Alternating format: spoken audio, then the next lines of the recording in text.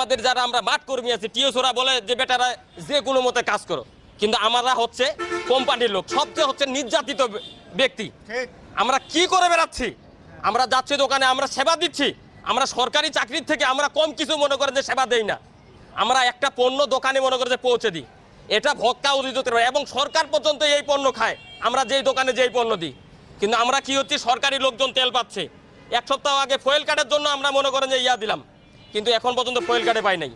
উপজেলা সমবায় সমিতিতে ওখানে 2টা সেক্টর করছে ফুয়েল কার্ডের জন্য, একটা করছে সাধারণ জনগণের জন্য। আর আমরা সরকারি যারা চাকরিজীবী, যারা মনে করেন যে আমাদের মতো কোম্পানির চাকরিজীবী আছে, এরা সমবায় সমিতিতে করছে। তো আমি আজকে 3 দিন গেলাম, ওদের কাছে খোঁজ খবর নিলাম। এরা আমাদেরকে যুক্তি দিল যে, বললাম যে ভাই আমরা তো কোম্পানির লোক, এই অবস্থায় তেল পাচ্ছি না, তেল আমাদের কোথাও দিচ্ছে না। আজকে থেকে 12 দিন হচ্ছে ভাই, হাটে হাটে মনে করেন যে মার্কেট করতেছি।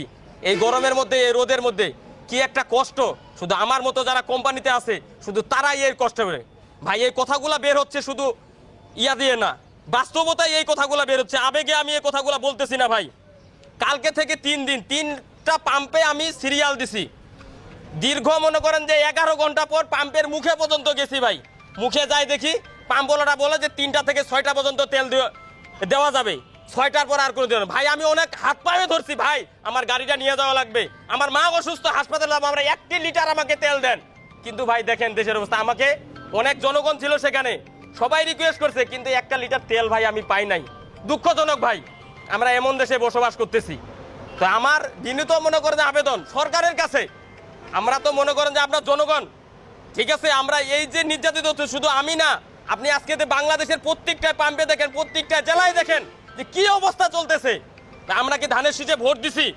আমরা তো এরকম না। আমরা কি বলছি, আমরা সাধারণ মানুষ, দুবেলা দুমুঠো যেন ভালোভাবে খাইতে পারি, চলতে পারি, এই আশা নিয়ে মনে করেন যে আমরা আছি।